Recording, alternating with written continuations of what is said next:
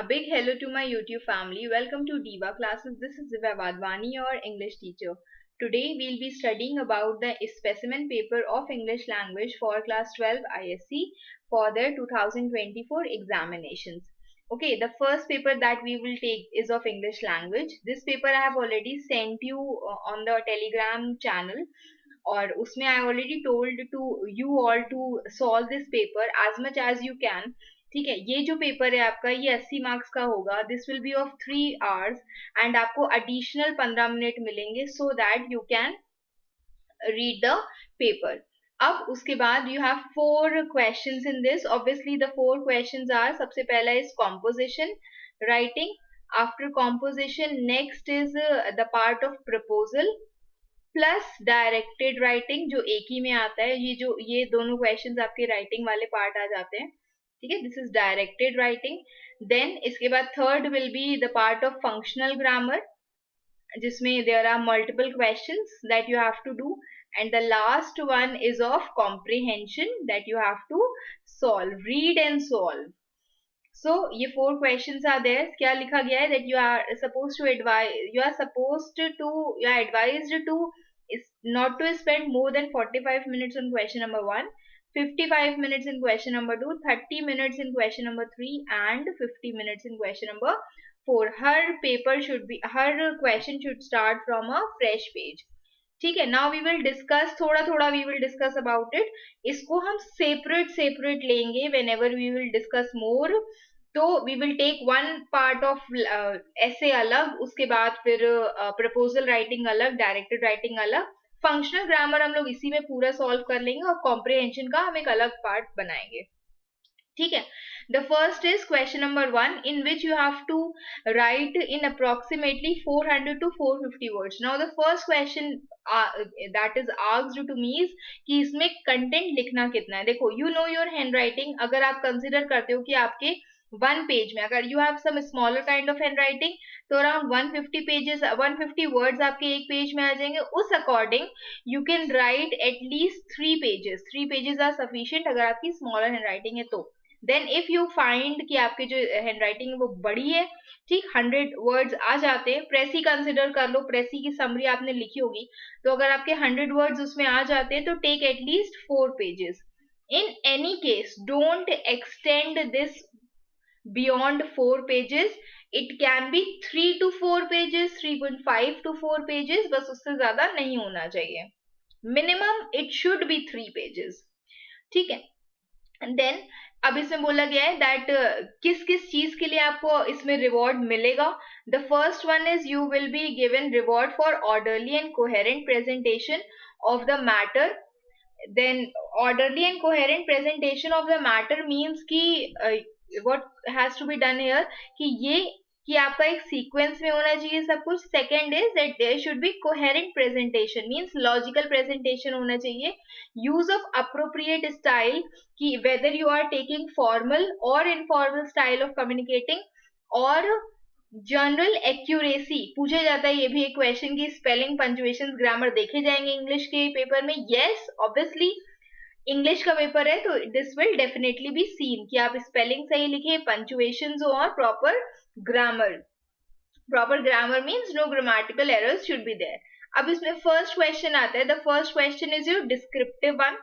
ठीक है, डिस्क्रिप्टिव में what you need to do is, descriptive questions होते हैं ये जिसमें you have to describe your experience. आप किसी आर्ट एंड क्राफ्ट के फेयर में गए, ठीक, कोई आर्ट एंड क्राफ्ट का फेयर था जहां पर you have gone there over in the weekend.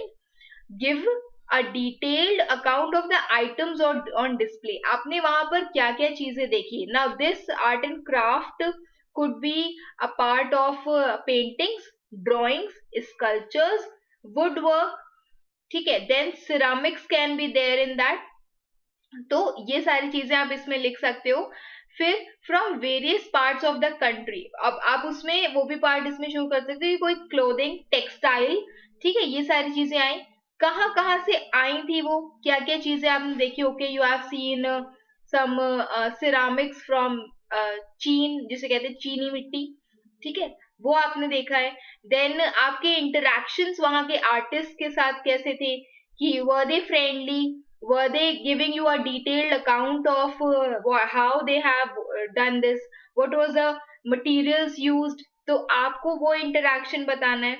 बहुत ज्यादा डायलॉग्स देने की जरूरत नहीं है, बट इतना आप कर सकते हो कि ये जितनी भी चीजें दी हुई हैं कि आपने क्या क्या देखा वहां पर, आपके इंटरेक्शन कैसे थे, your emotions, how you felt there, were you kind of a person who was overwhelmed, or were you a kind of a person जो बहुत ज्यादा बोर हो गया और आपने वहां पर कुछ भी ऐसे इंटरेस्टिंग नहीं देखा? Anything you can say, but yes, obviously you would be excited अगर आप art and craft में जा रहे हो, you are seeing those paintings and drawings or any other sort of art, तो आपको अपने इमोशंस इसे बताने हैं. लास्ट में you have to tell the overall impression कि overall I found the fair to be very much beautiful, it was splendid, we had a great experience there, it was a lasting experience that we had. तो ये सारी चीजें आप उसमें mention कर सकते हो. Then next one that you have gone to a trip. Now this is your narrative essay. ठीक है, narrative, you had gone on a day trip with your friends to a place that was located on the outskirts of the city. City के बहुत remote areas में आप एक trip पर, day trip पर गए हो विद योर फ्रेंड्स. आपको यहाँ पर बताना है कुछ समय बाद जब आप वापस आ रहे थे, जो वहां की रोड थी वो क्लोज हो गई थी बिकॉज ऑफ टोरेंशियल रेन. बहुत ज्यादा रेन हो रही थी वहां पर, ड्यू टू विच वहां की जो रोड्स थी उनको क्लोज कर दिया गया था, या फिर नहीं कह सकते हो कि ब्लॉकेज हो गया था वहां पर. ठीक है, you have to narrate your experience of being stranded in the remote place. उस रिमोट एरिया पर how you were stranded, how you were not able to go out from that place, आप वहां पर कैसे फंस गए थे, and how you and your friends overcame the challenging experience, और आप उसके बाद फिर how you overcame, what ideas came to your mind, what was your personal emotion when you were there. तो वो सारी चीजें आपको वहां पर बतानी है. The first thing that you need to know it that this should be age appropriate. इतना बड़े लेवल पर मत समझाना कि एग्जामिनर भी कंफ्यूज हो जाए कि ये बच्चे नहीं लिखा है. ठीक, एज अप्रोप्रिएट होना चाहिए. Okay, finally you have got the chance to go and stay out of for a while, कि आप एक डे के लिए पूरे एक रिमोट एरिया पे जा रहे हो. Then you should tell your own personal experience. हमें आपके दोस्त कैसा फील कर रहा है उससे मतलब नहीं है. The examiner needs to know कि how you were feeling. Okay, फिर उसके बाद remote places should always be remote. आप वहां पर कहीं भी मार्केट साइड या मार्केट में कोई था, मार्केट से हम सामान लेने गए, वो सारी चीजें इसमें नहीं आनी चाहिए. एंड देन आपने वो जितना भी सॉल्यूशन था उस चैलेंजिंग सर्कमस्टांस से आप कैसे उसको ओवरकम किया, वो आपको वहां पर बताना है. ठीक, next we will move towards, it should not be kind of story, it should be a kind of narrative जिसमें आप एक दो डायलॉग्स भी मेंशन कर सकते हो. Then next one is mobile phones are our enemies and not friends. See, argumentative essays. Okay, एक चीज इसकी समझा करो argumentative essays की, that हाँ, argumentative essays की एक चीज समझा करो, that whenever you will have argumentative essays, don't sit on fence. ठीक है, either you have to go for this side or this side. Either your mobile phones are your enemies and not friends, या फिर you will write they are your friends and not enemies. अगर आप enemies लिखोगे आप सिर्फ उसकी बुराई बताओगे, अगर आप friends लिखोगे तो सिर्फ उसका friends का पार्ट ही बताओगे कि ठीक है, you take a lot of help from your mobile phone में you can use internet, but आप सिर्फ इंटरनेट की तरफ नहीं शिफ्ट हो जाओगे. Okay, you call your friends, you message your friends, you if you want to see search और browse something, आप उसको सर्च कर लेते हो. You can watch the timing, you can manage your things, आप अपने नोट्स बना सकते हो, अलार्म लगा सकते हो. ये सारी चीजें वेदर ऑनलाइन वेदर ऑफलाइन, ये सारी चीजें इसमें आएंगी. आप अपने फ्री टाइम पर गेम्स खेल सकते हो, ये सारी चीजें इसमें आएंगी. ठीक, if you are giving an statement you need to give an example as well. ये आपका सबसे मेजर पॉइंट होता है.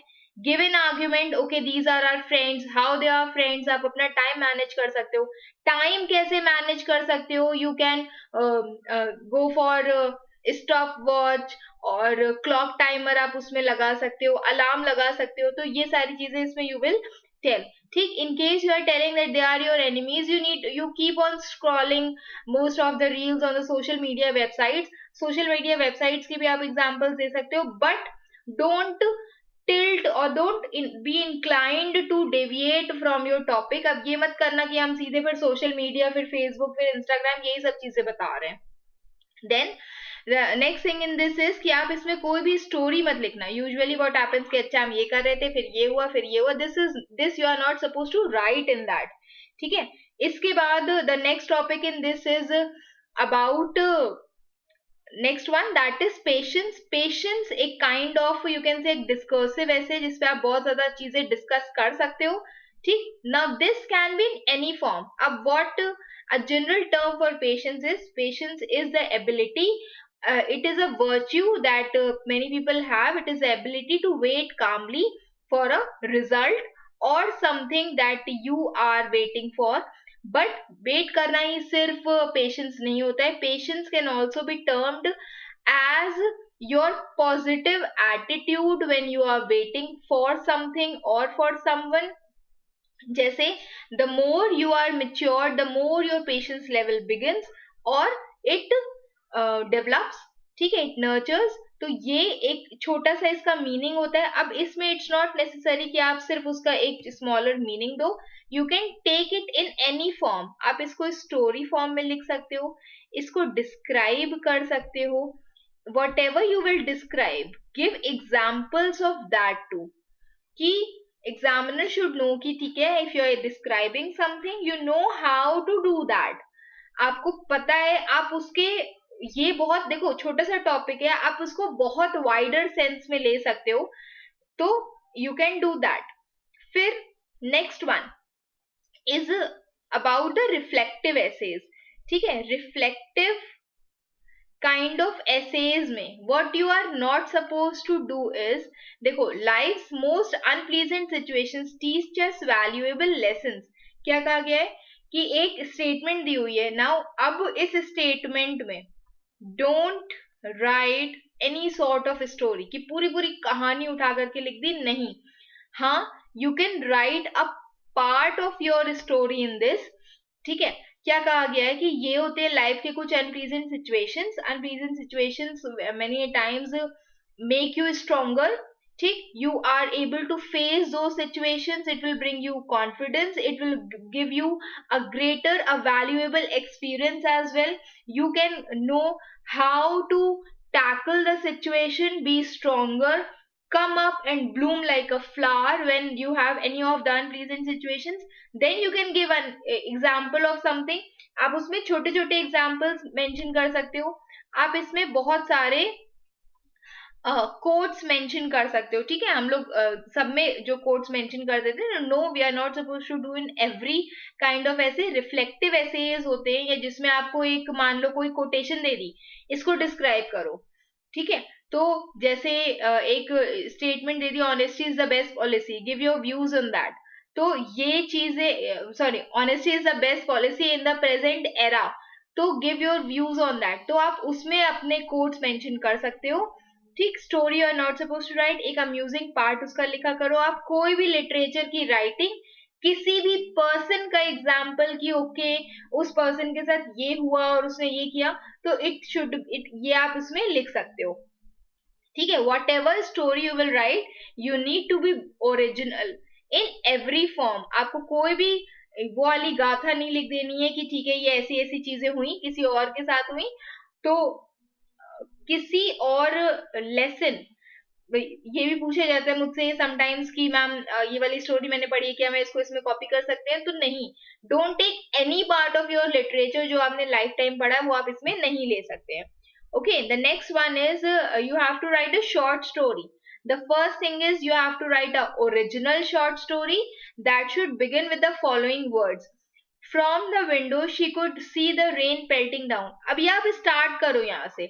If it has to be begin from this, कुछ भी आगे नहीं लिखना है, सिर्फ यही लिखना है. The first thing in that is you need to be original. ठीक है, उसके बाद the second thing is कि इसके कुछ 5 elements होते हैं स्टोरी के, जो आपके स्टोरी में होने चाहिए, क्या क्या होना चाहिए? The first part of this is plot, ठीक, that should be there. After the plot, plot in the sense कि आपकी स्टोरी एक्चुअली है क्या। The king dies, the queen dies and then the story continues. So आपकी story actual में है क्या, what is the summary और what is the story all about is the plot. फिर आता है उसका सेटिंग, फिर आते हैं उसके characters. Okay, after characters come the dialogues, and then after dialogue comes the टेढ़ा मेढ़ा हो गया ये, ठीक है। After dialogue comes the logical ending.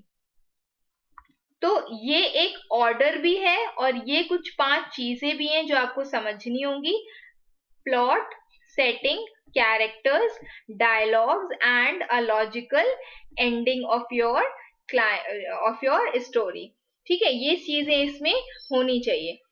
तो this you need to remember. इसके बाद next we will move towards ये जितनी भी चीजें, ठीक है, just put it in your story. और अगेन द सेम थिंग कि आपकी जो भी स्टोरी होनी चाहिए वो कभी भी आपके किसी भी लिटरेचर के पार्ट से नहीं होनी चाहिए, या कहीं से भी कोई भी मूवी उठा करके उसमें मत मेंशन कर देना। Then next one we will move towards, और ये those compositions were of 20 marks जिसमें से आपको एक करना था, ठीक है। Next is the part of your directed writing, जिसमें you have to write a newspaper report. अब न्यूज़पेपर रिपोर्ट इन 300 वर्ड्स, ठीक है। तो 300 words you can consider is about 2 pages, 2 to 2.5 pages maximum, ठीक है। इन 2 to 2.5 पेजेस में लिख दे रहे हैं हम यहाँ पर 2 to 2.5 पेजेस। अब इसमें what you can do is कि you have to tell the date of and time of the city जिसमें फ्लड हो गए, ठीक। फिर कॉजेस क्या थे, एरियाज क्या थे that were affected, loss of life and property, rescue and relief measures क्या लिए गए थे बाय द गवर्नमेंट या वहां के जितने भी लोकल पीपल थे, और व्हाट वाज द हेल्प और the schemes that was provided by the government कि उन्होंने जो भी अफेक्टेड पीपल थे उनको कुछ मनी, कुछ ग्रांट्स प्रोवाइड किए। तो ये सारी चीजें आप इसमें लिख सकते हो। इसके लिए what you can do is कि गो टू इंटरनेट, जितने भी एक्चुअल में फ्लड की न्यूज आई है उनको सर्च करो और उसमें से सिर्फ इतना हिस्सा निकाल करके लिख लो। रिसेंटली, अब देखो, your city has been affected, ठीक, कुछ चीजें उसमें जो पढ़ना, ये नहीं कि महाराष्ट्र में फ्लड आ गए तो हम उसमें वहां का लिख देंगे। Your city has been affected, now that depends कि where you live. It's okay if you live in Assam, it's okay if you live in Kerala उस पर्टिकुलर दिन के लिए, ठीक है। तो आप उसको वैसे करके भी लिख सकते हो। इट्स नॉट नेसेसरी कि अगर आप यूपी में रह रहे हो तो यूपी में कैसे फिर फ्लड आ जाएंगे, ये बहुत ही रेयर केसेस हैं यूपी के लिए। I am also from UP. तो नेक्स्ट थिंग ये हो गया, ठीक। अब इसमें एक और चीज पूछी जाती है दैट व्हाट, क्या ये हेडिंग्स हमको लिखनी है? तो नहीं, हमें ये हेडिंग्स नहीं लिखनी है। हाँ, जस्ट बिकॉज कि this is a newspaper report, तो वो जो डेट, टाइम और जो भी एडिटर होता है वहां का न्यूज़पेपर का, उसका जो नाम वहां पे पड़ा होता है वो आप लिख सकते हो, क्योंकि ये एक न्यूज़पेपर रिपोर्ट है इसलिए, ठीक है। Next we will move towards the proposal writing. अब प्रपोजल राइटिंग के लिए क्या कहा गया है, दैट फर्स्ट थिंग इज कि जस्ट बिकॉज कि you are member of drama club, एक किसी स्कूल के, अब स्कूल का नाम यही है, रिमेंबर दैट, ठीक। You have been given the responsibility of organising inter school play competition.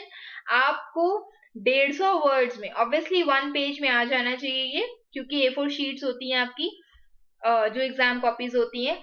Outline the steps you would take to make this event a success. Okay, अब इसमें what things can be there, जो सबसे पहले हम लोग ने proposal writing में ये एक स्पेसिमेन हम लोग को मिला था, you have to write the heading, ठीक। देन द पर्पस, पर्पस में ये आप लिख सकते हो कि जैसे प्ले कंपटीशन है, इंटर स्कूल प्ले कंपटीशन है, to enhance creativity of students and to give them and to bring some sort of team work in them, ठीक है।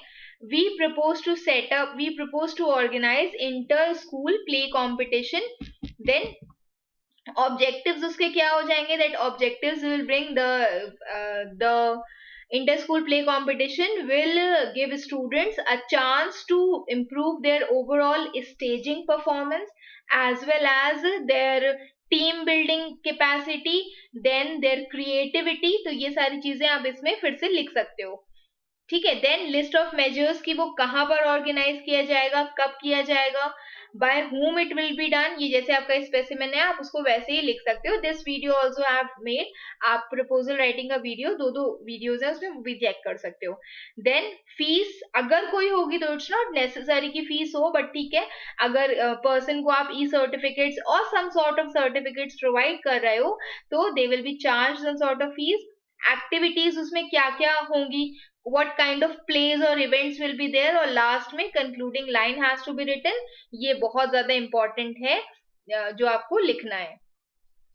Okay, so this was all about your proposal writing. Now we will move towards the part of functional grammar जिसको हम यहीं पर ही solve करेंगे. Functional grammar में सबसे पहला जो आता है that is the part of transformation. ठीक है.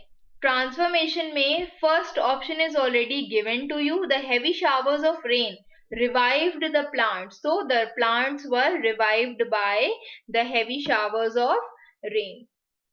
And then इसी का next is she did not get the job even though she had all the necessary qualifications. तो in spite of, it कहाँ से शुरू होगा, in spite of having all the necessary qualifications she did not get the job. कभी कभी transformation इतने आसान होते हैं कि आपको सिर्फ इधर का सामान उठा करके इधर और इधर का सामान उठा करके इधर रखना होता है. ओके. और having ही इसमें लगेगा. then next is she did not know that the course of her life was about to change.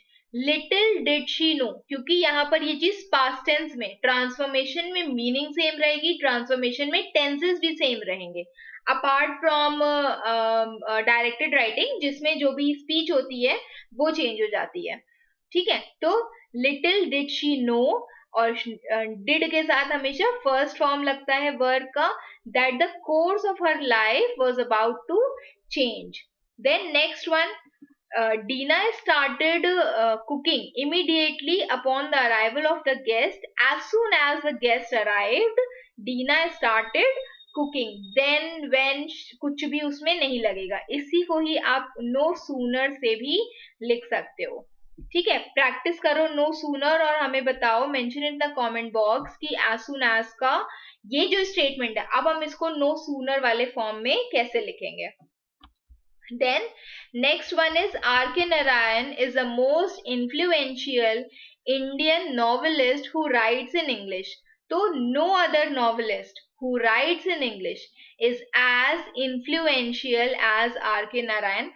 No other के साथ अगर वो शुरू हो रहा है तो वो obviously वो पॉजिटिव डिग्री में ही लगेगा, उसमें हम कभी भी most या फिर more का यूज नहीं करते हैं. तो अगर दूसरी चीज, अगर हम यहां से शुरू करते हैं, no other novelist is as influential as R.K. Narayan who writes in English, तो ये थोड़ा सा अटपटा लगेगा, इसलिए हु राइट्स इन इंग्लिश को I have written in first. अगर आपके आंसर्स इससे थोड़े से भी डेविएट होते हैं और यू फाइंड कि कुछ और है जो आप उसको और बेटर तरीके से लिख सकते हो, तो you can mention in the comment box. Okay, let me also know that. Until my mother comes. Next one is fifth one. Until my mother comes home, I cannot go out to play. I cannot go out to play when my mother comes home. एक minute रुको. Until my mother comes home, I cannot go out to play. तो it will be, इसमें कुछ wrong है. I cannot go out to play till my mother comes home. ठीक है. ये जब तक वो नहीं आएंगी तब तक I can not go out, तो I can not play football till my mother comes home. ठीक है. This would be a rather better option. In case कुछ भी ऐसा जो आपको नहीं इसमें समझ में आए, you can mention it in the comment box. तो ये जो ट्रांसफॉर्मेशन वाला पार्ट था ये हमने नहीं बताया कि ये होगा आपके हाउ मेनी मार्क्स का. This will be of 5 marks. ठीक है. After these 5 marks, now we will move towards the next सुंदर सा topic, that is prepositions. अब इन prepositions में एक चीज याद रखा करो, and but का यूज नहीं करते हैं. ठीक है. फिर येट का यूज भी नहीं करते, कंजंक्शंस हम लोग इसमें नहीं यूज करते हैं। फिर इसमें और क्या इसमें चीजें हम लोग मेंशन कर सकते हैं, जो there are a few things जो हम लोग इसमें नहीं लिखते हैं। वॉज, वर, बी के फॉर्म हम लोग इसमें नहीं यूज करते हैं।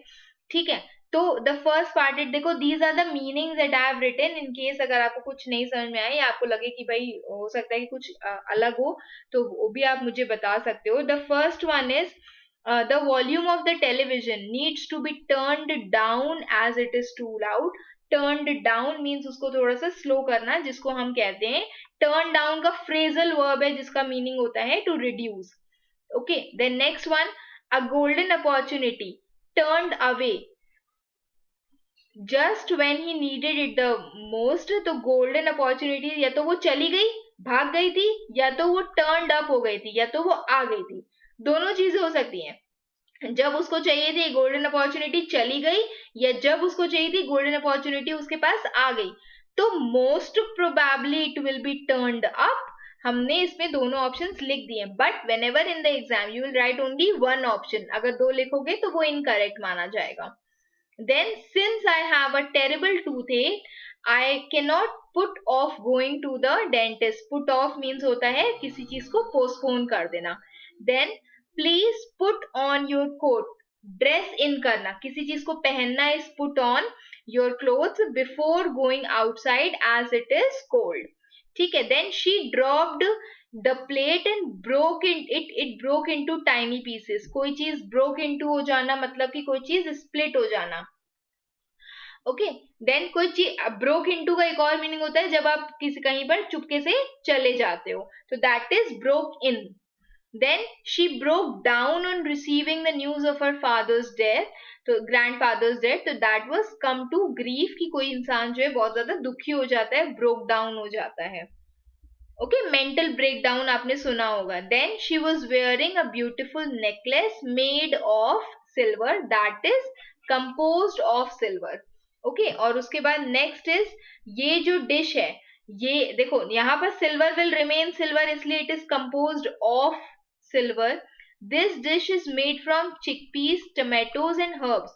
जो इसमें एज इंग्रेडिएंट्स पड़े और उसके बाद वो चेंज होकर के किस में चले गए, डिश में चले गए, इसलिए ये जो चीज है ये इसमें से बनी है. अब उनको हम नहीं देख सकते हैं, ठीक है. We can not find chickpeas and tomatoes, कि हमको एक बड़ा सा टमाटर उसमें नहीं दिख रहा है, इसलिए हम लोग उसमें लिखेंगे कि वो किससे बना है. वो चेंज्ड टू के लिए हम लोग write here as made from. Then next one is, the issue was brought to my notice very late, कि वो मेरे ध्यान में, मेरी नोटिस में बहुत देर में लेकर के आया गया. The children were brought up to treat people with kindness and empathy. Brought up होता है किसी की परवरिश करना, या यहाँ पर to inculcate habits in that person. ठीक है. नेक्स्ट इज, हाँ, next is fill in the blanks, जिसमें what has to be said, कि आपको इसको एक, ये आपका टेंस वाला पार्ट होता है जिसको आपको एक करेक्ट ऑर्डर में लिखना है. ओके, फर्स्ट स्टेटमेंट सेज, इसको let me just zoom it.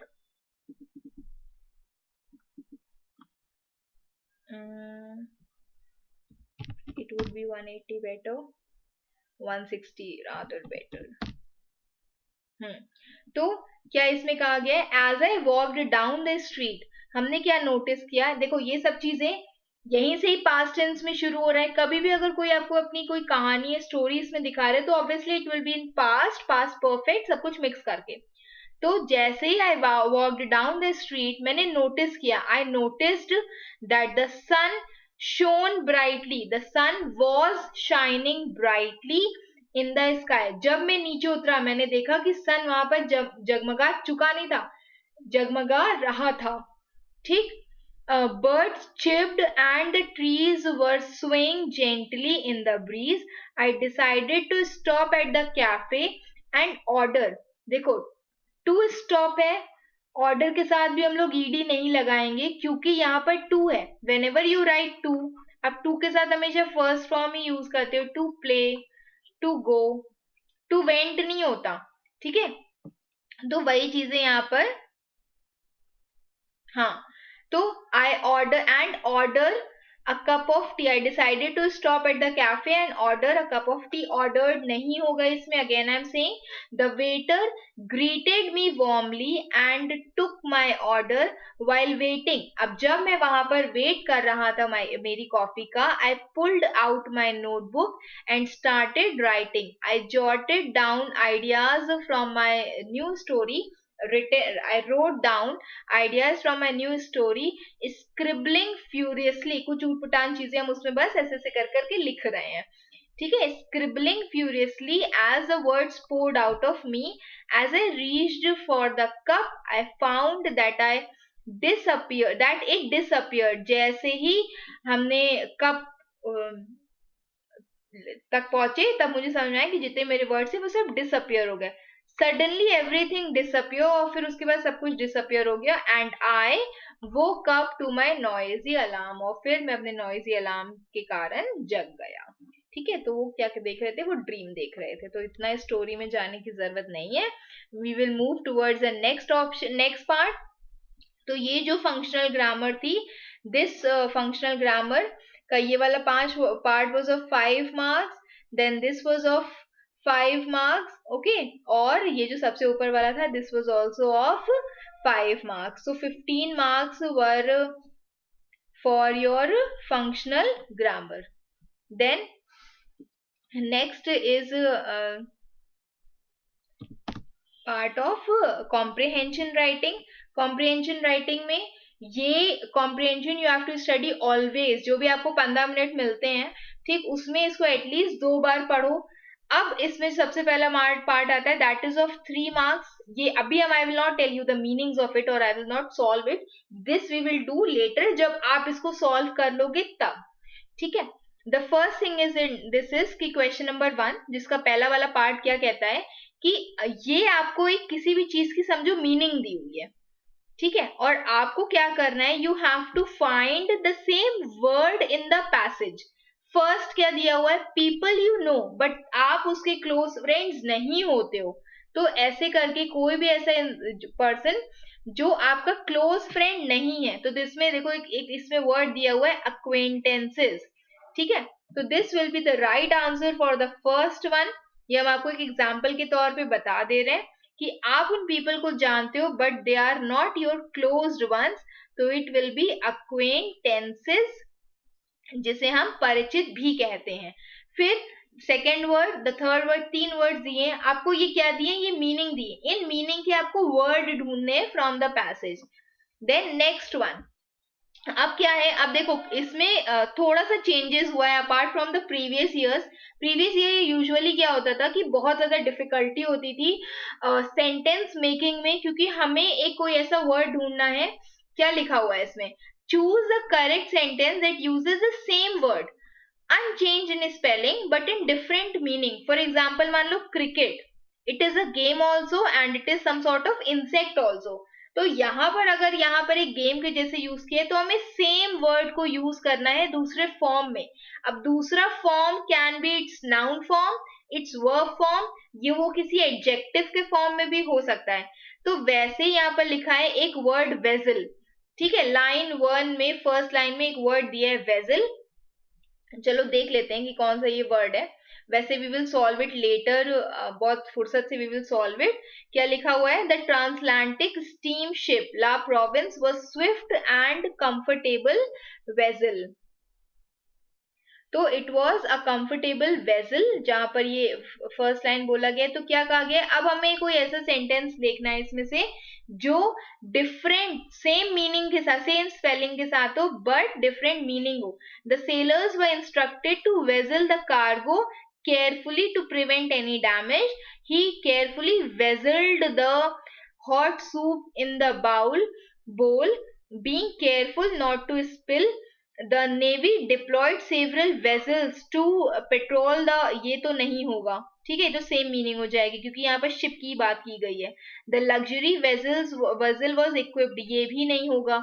He carefully vezeled the hot soup. This I need to find.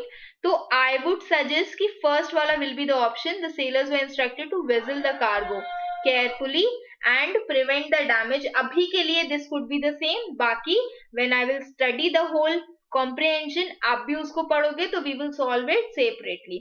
ये ऐसे ही किया जाता है, ठीक है. आपको एक मीनिंग दी हुई है किसमें, कॉम्प्रिहेंशन में, उसको छोड़ के उसके अलावा कोई भी मीनिंग है उसको ढूंढो कि अच्छा ठीक है ये भी एक इसका पार्ट हो सकता है, ठीक, उसको ढूंढो और उसके बाद वही सेम स्टेटमेंट को इसमें टिक कर दो.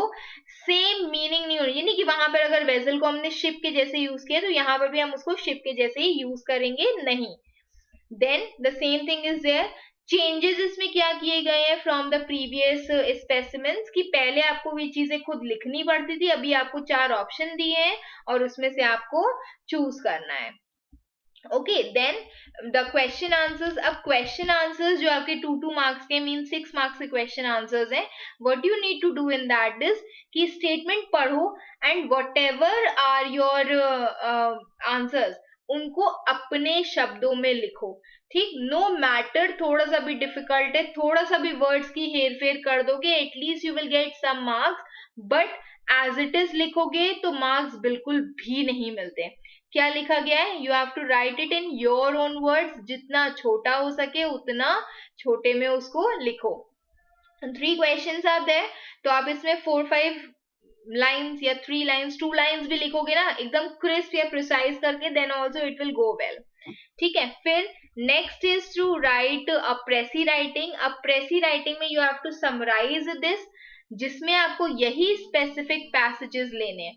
तो क्या कहा गया है, जो सबसे पहली चीज आप इसमें यूज करते हो कि अपने की पॉइंट्स अलग कर लो कि भाई हमें ये वाले पॉइंट्स हैं जो हमें इसमें इस्तेमाल करने हैं, काम काम की चीजें, only about what the question has been asked, कि एर्सन ल्यूपिन जो थे वो फैक्ट्स आपको बताने उसके, तो कुछ ही कुछ फैक्ट्स इसमें होंगे, कुछ आपसे स्टेटमेंट या कुछ आपसे इंसिडेंट नहीं पूछा गया है, तो पहले उनके की पॉइंट्स लिखो.